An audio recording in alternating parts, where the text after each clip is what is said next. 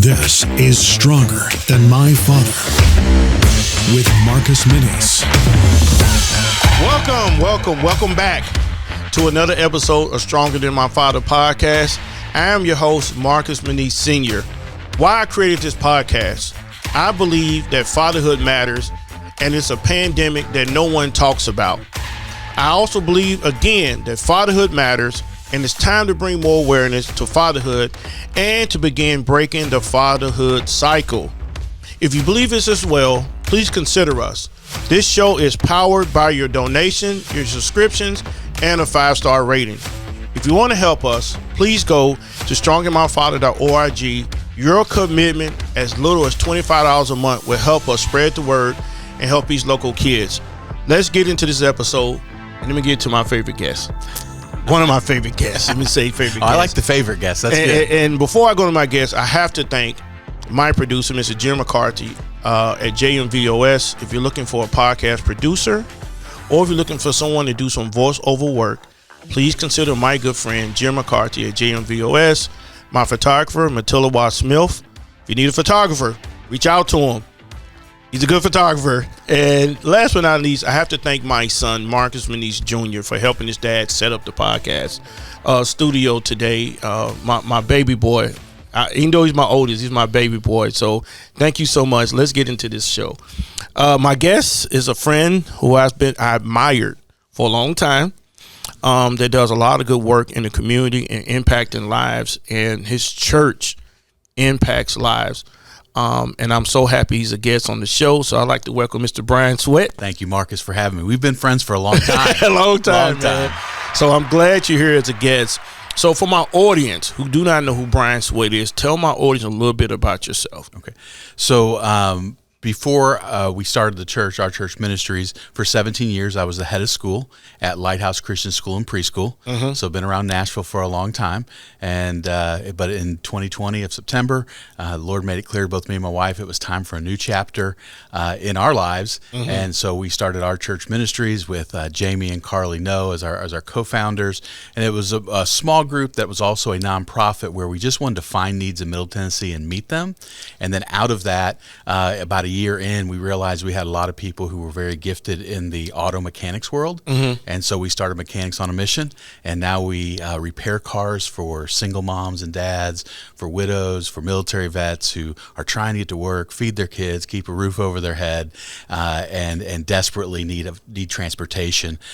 We also give cars away. Yesterday we gave away our 57th car. 57? 57, yeah. Wow. And of course, one of those that we gave away was the Stephanie, one of your teachers. That was super amazing, blessed event. But it's just really a life-changing gift because in Nashville, unfortunately, our public transportation is, questionable at best. And if you don't have your own vehicle, it's really hard to be able to be successful. And I think that's something a lot of us take for granted because we just hop in our car and go wherever we want. But if you don't, when you get locked in your house because of all the ice, you get kind of the feeling you can't go anywhere and you're kind of stuck. Yeah. And so, just the transportation is a really important need. So we really focus on that now too.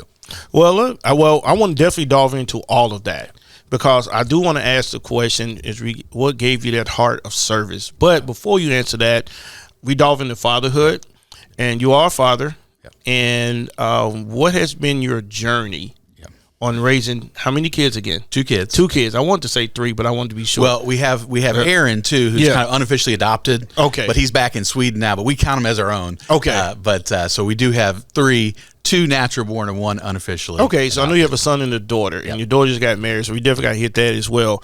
What has been your experience as being a father, being a husband, and raising 2 kids? What has been your experience you can tell my audience about fatherhood? Yeah, fatherhood's so important. One thing that I always say, kind of tongue-in-cheek, but Jesus and Mama are the ones who always are important with my kids. I have one now that's 22, who's a nurse at Centennial, just got married, as you said, and my son is 20, junior at Trevecca. Both great kids, doing really well. Aaron is thriving in Sweden, and Jesus and Mama are great influences. But the thing that I see that really can be set young people apart in that path to success is the influence of a father, whether it's their natural born father or whether it's somebody who comes in and mentors. And that's why I respect what you do so much and why we become such friends.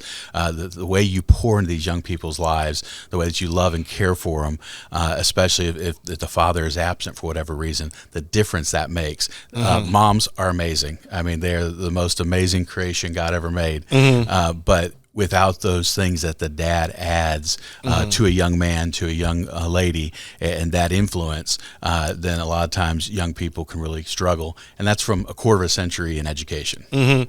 What have you seen? Have you seen yourself in your son doing his development? Did you see your younger self? Yeah. And when you saw that, did you feel like you had to change some things to protect him?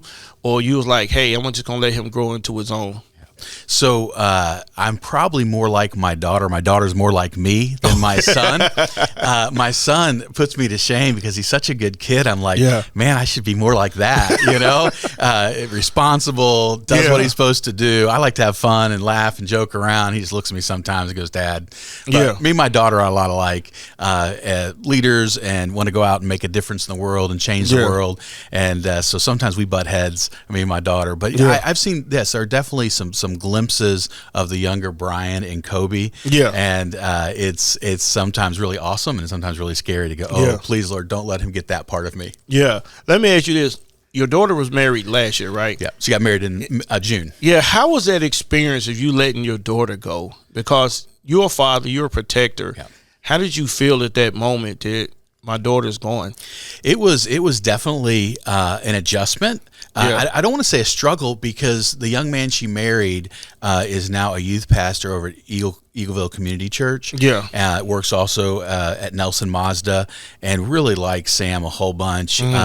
He played basketball for Trevecca. That's where they met. And his teammates led him to the Lord. He didn't know the Lord when he came.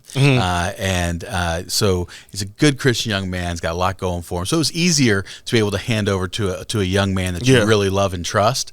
But it's always hard because she'll always be my baby girl. Man, that's what like I said, I have two boys. Never was blessed with a girl. And I realized MJ's 15 and he has 3 more years and he's considered an adult. My hardest part is letting him go. And because I feel like I have to protect him. And I've had people comment on YouTube that you're going to ruin your son's life because you're overprotective. And that's the thing that I still struggle with is that I don't want to let him go. I know he has to eventually go into the world. But then I asked my father, like, how did you let us go into this world and navigate? And he said, I just let you go. And you're going to make your mistakes, you know, and my parents just said, don't make no mistakes, going to land you in jail. That was the only thing they told us. But we knew you was going to make mistakes. So for you, with your son now, any tips, anything you're telling him now? Because he's developed, he has thoughts of all kind of stuff that runs through him. What are you telling him as a protector as he's off now to college? So you're really hitting close to home because this semester, we just literally 2 weeks ago delivered him to Tampa for his internship. So we are truly empty nesters, me and Barbara. And, you know, Kobe has just been a constant of being there and being with us. And although we're super excited, this is very important for him to be able to go and experience these kind of things, be away from us. He's doing great down there. It was really hard. You know, there are a lot of tears at the airport when you leave them there because, you know, it's kind of funny because I've always like, oh, yeah, well, my kids, you know, graduate college, they need to move out and all those kind of things. But I really like Kobe a whole bunch. I'm like, dude, you can live with him until you're 40, you know? Not really. But I mean, it's just we get along so well. So we're in that right now, watching him make that transition from that boy to his own man. And, you know, I hear some of the things that you're saying, too, about where some people think, well, hey, you're too overprotective for your children. But I'd sure rather protect them and then give them the tools they need to navigate life and be successful when they have the tools and the maturity than just kind of throw them out there because the world's tough. The world is not easy. And let me tell you, experience is the hardest teacher. I wish my kids would learn from me just sharing with them, but I'm sure my dad and mom wished I would learn. Sharing with me and say, hey, you see what this verse says. This verse is truth, and this is what's going to happen. I'm like, but not to me, right? Yeah, that's what we all think. We're the exception, so I hope that my children have learned from the things that we've taught them. It talks about in the Bible that you teach them the ways of the Lord when they wake up, when you're walking along the way, all throughout the day, and that's what we've tried to do. And God's been really gracious to us because we've made lots of mistakes. But they have been a real blessing to us. And by the way, I just want to just brag on your MJ. I got to sit out with him before I was there, and we just chatted and had a really good time. But he's such a great kid. I really like him a whole bunch. Well, MJ is the 15-year-old version of me. When I was 15, I had that, and I hate to say I don't have it, but he was he's very affectionate. He's a very affectionate kid. And that left me at 18. So, well, I just wasn't, I wasn't that over affectionate, when I got older. I started turning to my dad because I felt like he was the only one, he was my closest friend outside of my two brothers. And I was like, I want to be just like you. And this is, especially when I was 21, I made some not crazy mistakes, but I made some mistakes. And I gave my mom and dad a vow that I would never cause any harm or upset them again. And I've kept that promise since 21. And I see myself now more in MJ now. So when we sitting in the car driving, I'm looking at him and I'm like, man, I got to be sure I protect, I've had several podcasts where people turn into therapy sessions for me, and man, but we had a good time talking about that. But your act of service is what drew me to what you're doing. As a pastor, as an executive director of Mechanic on a Mission, we're going to say, I know you're going to say God. Yeah. I already know that. But what else tilted you outside of God to have that servant's heart? Well, I think that, so many times people say, how are you doing? And they don't really care. They're not really interested in how you're really doing. Yeah. And so we always say, how can we help you? Yeah. And we really mean it. Yeah. And it was just one of those things that my experience with the church is awesome. I mean, there's so many great things about it, but there's also some things that kind of like, that's kind of yucky. That's not really what it should be. Yeah. And so when we started this small group, which ultimately kind of morphed into a small church, about 35 people, it's we're not really looking to become the next big. We just want to go out and be able to have the resources and both people and money to be able to go impact people's lives. But I think service came from just wanting to show people in a real way the love of Jesus. When you look at Acts 2 and see the early church and how they met, and then you look at Jesus' ministry, you see that Jesus was meeting social and physical needs to meet a spiritual need. And so when we give somebody a car, they're going to pay attention to what we have to say. When we show them love of Jesus and there's no expectation from them, you don't have to come to our church, you don't have to do anything. We just want to show you that in a real way, in a tangible way, love of Jesus. At that point, the old adage, nobody cares how much you know until you know how much you care.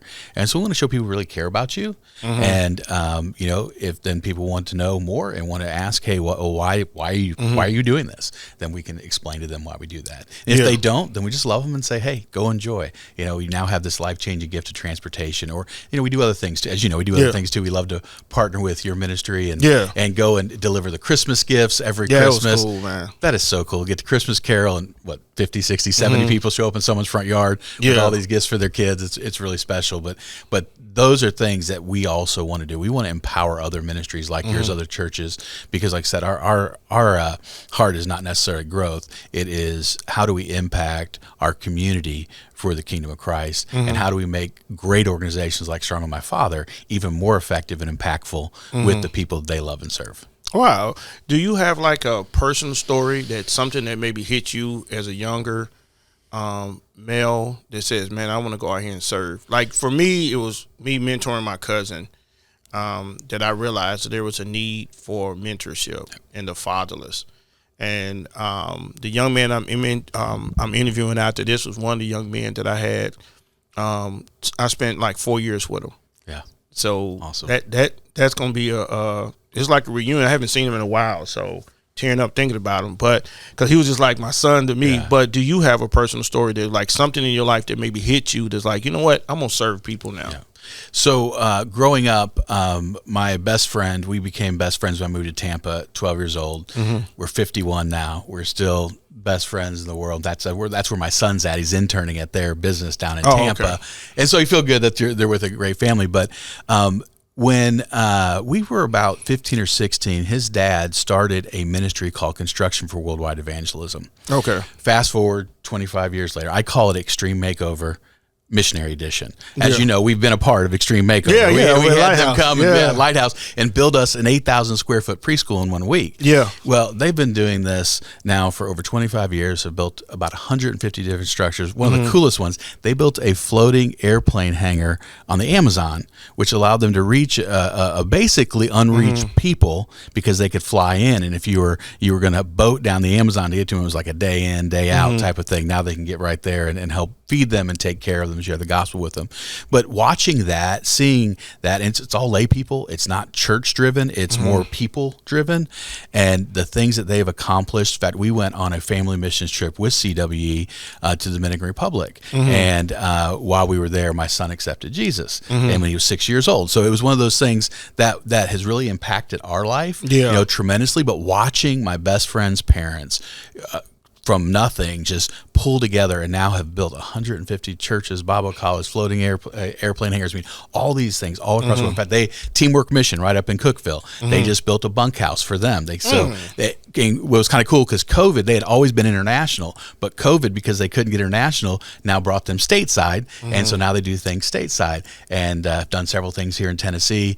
And it's just been this amazing progression to watch them and to see the impact that it's had on so many people.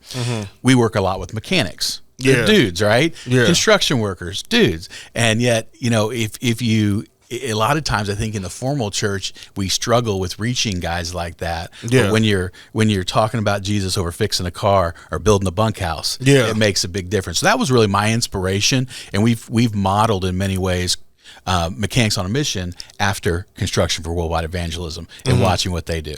Oh, okay. Now let me ask you this. Now I know your story, like why you started serving and starting your ministry, Our Church Ministries.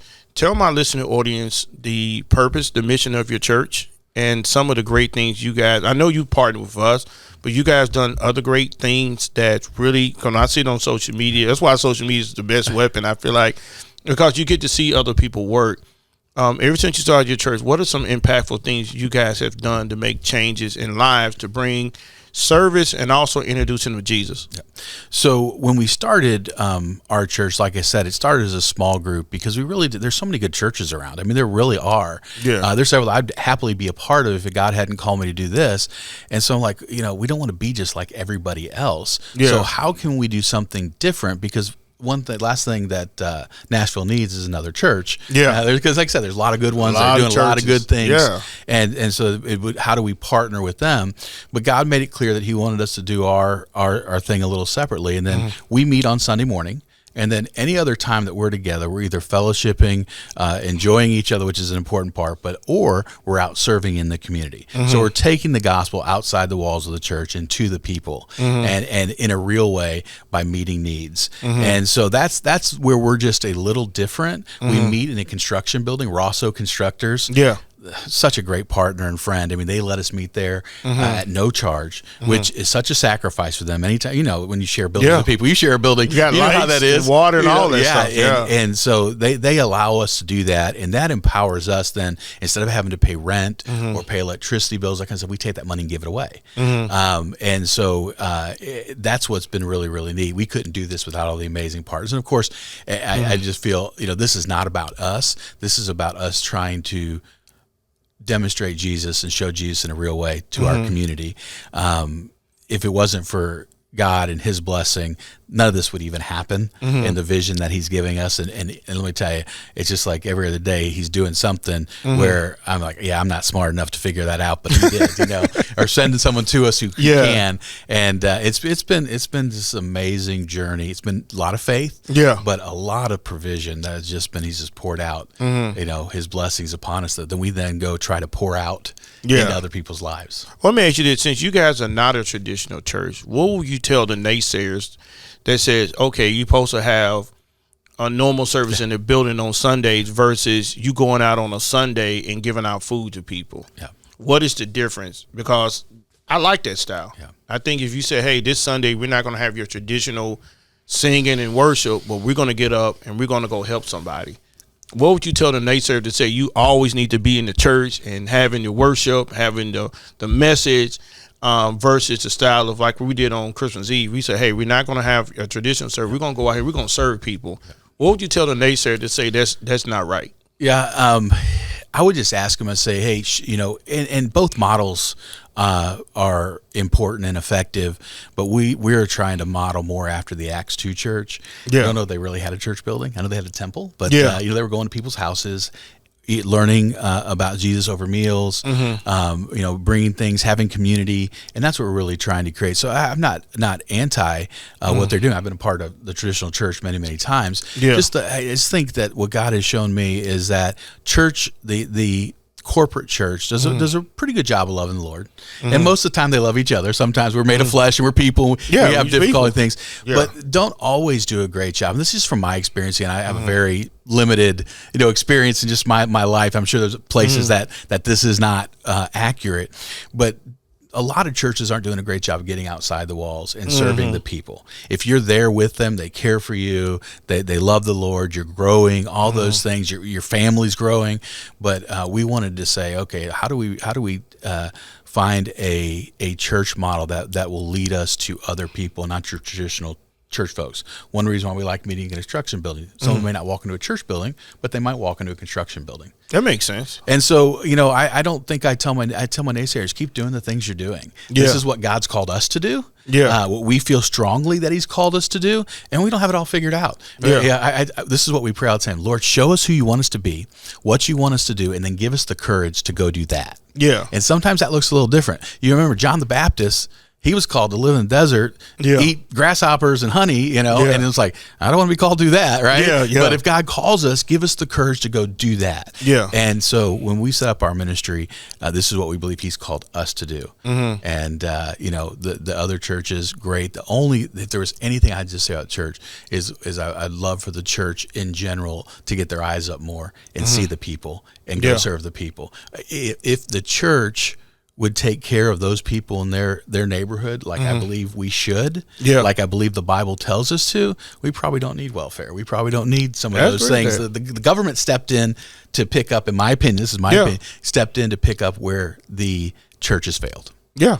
And so if the church will go out more and care for those around them, of course, and care for those who are with them in a real way, and make benevolence a greater thing than $20 million buildings. Yeah. We have no building. Would we like a building? I'm sure every church would like a building. But we're like, if we build a building, we have to take so much of our resources and put it into a building, and we can't put it into people. And we just decided we're just going to try to build people instead of buildings. And that's where God has us right now.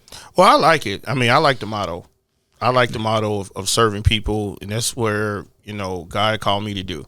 I didn't want to do it. I tell people all the time. I tell people I'm the world's most reluctant pastor. Yeah. That's why I want to be. That's why I was fighting for a smaller. But I don't want to be a pastor. That's a hard job. Man. Yeah, it's not what I want to be. Yeah, but God's finally corralled me into it, I guess. Well, same with me, man. It's that my father is a loner. My younger brother, he just takes care of his family, and my sister has her family.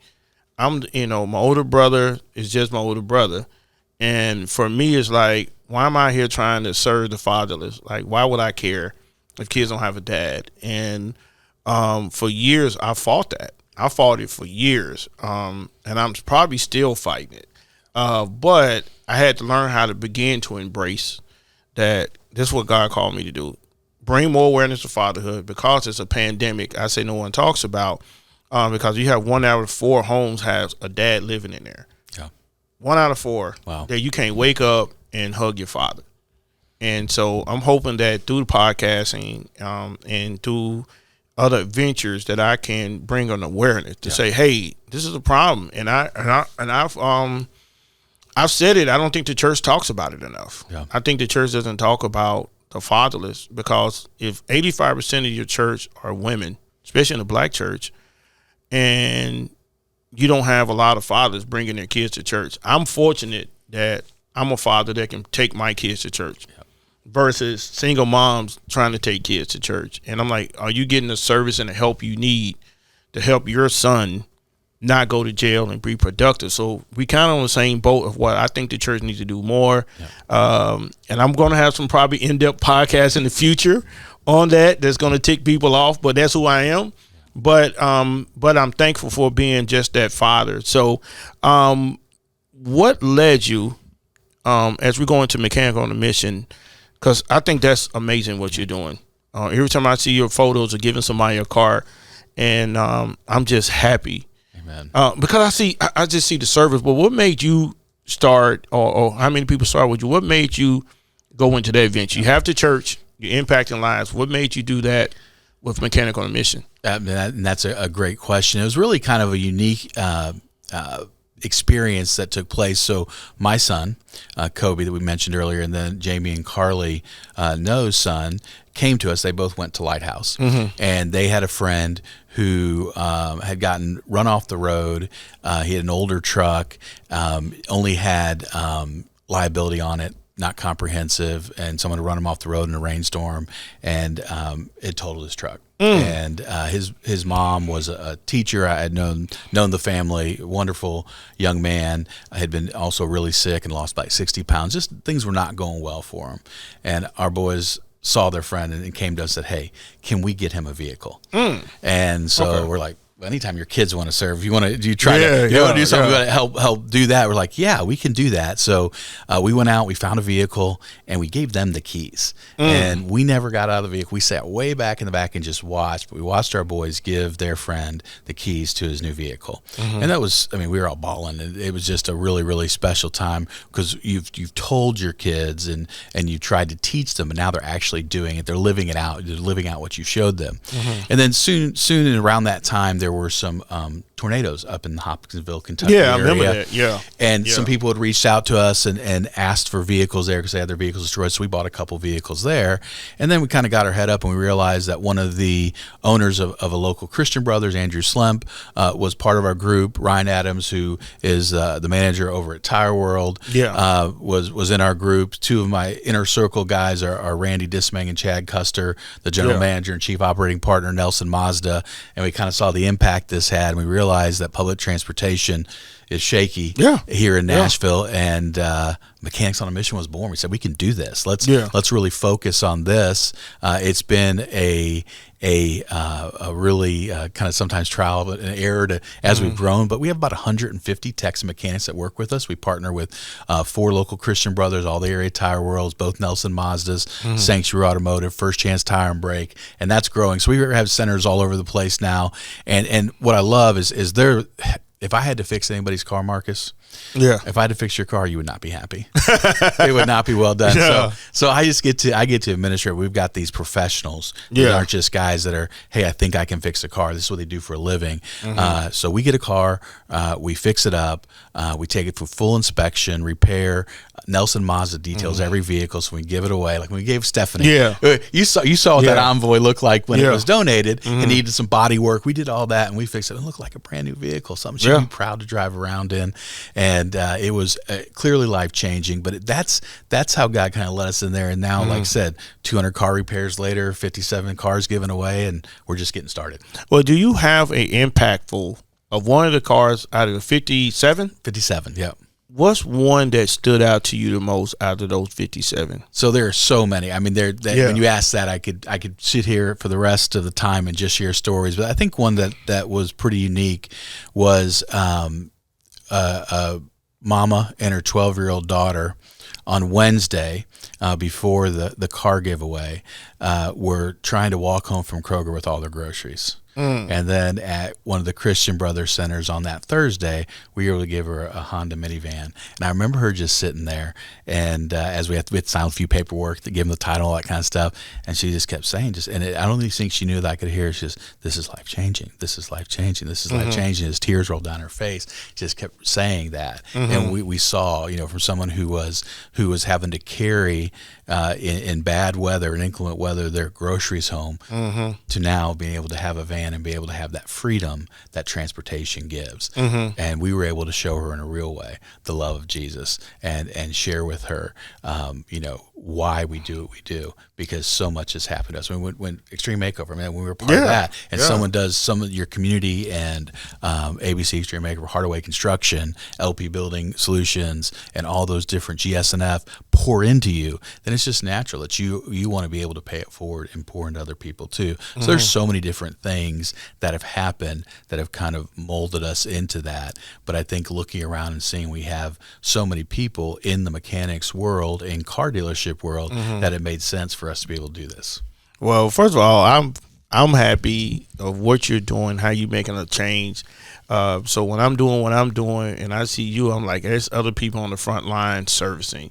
And my mother always told me, she was just like, and my mother's still out here serving, even her age. I told my mom to slow down one time. She was like, for what? And she's still serving and impacting lives. And that's what you're doing with Mechanic on a Mission is, just giving somebody a car who does not have one, who may not can afford one, and it changes their lives is amazing.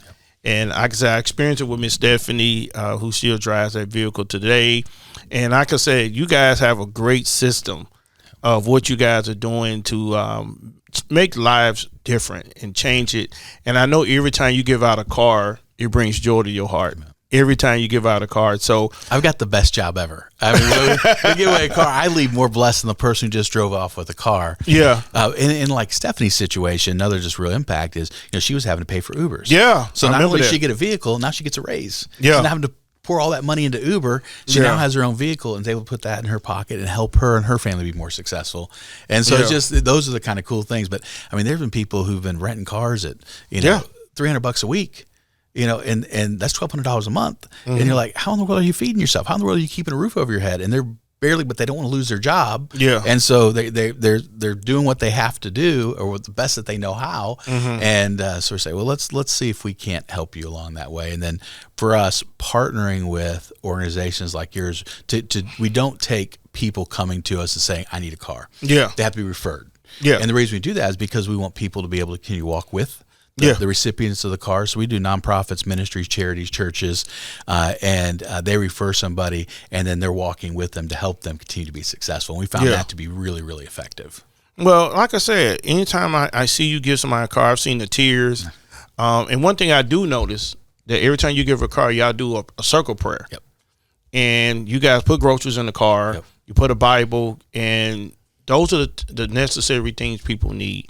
Is prayer, and I think that's essential of changing lives. So as we wrap this up, do you have any parting words on people who are considering serving, and why is serving people so important now more than ever? So serving people, I think it changes you more than you'll ever change and impact other people. When you talk about, sometimes you're talking about, hey, I know that I need to work with the fatherless. Sometimes I don't necessarily want to. Yeah. But the Bible says where your treasure is, your heart's going to follow. And people miss that a lot of times. Where your treasure is, there your heart be also. And so start investing in people, and pretty soon you really start loving people. Yeah. Start making a difference and serving. Pretty soon you're going to love serving. Man, I love it at first. Yeah. You make it out there and go, oh man, it's cold, it's raining, it's wet. Yeah. This is not fun.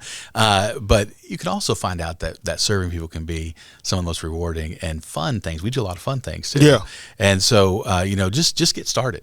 Don't say I'm going to do it tomorrow. Just decide today. I'm going to call on these great organizations. I'm going to call Star My Father. I'm going to say, how can I mentor one of your young men?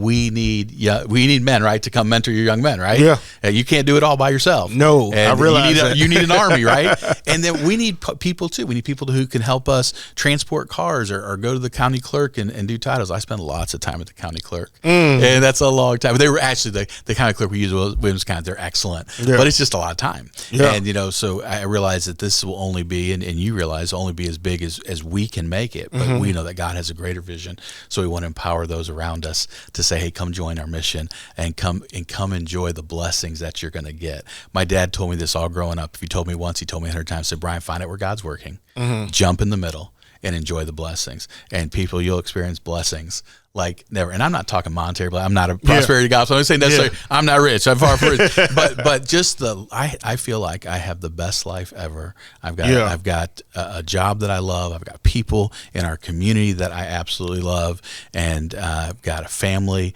that I love, and so it's just like, it's just makes sense for us to keep going out and giving back. Well, you're doing it, man. You've been doing it for so long, and I watch you from afar. I was like, man, I got to meet Brian.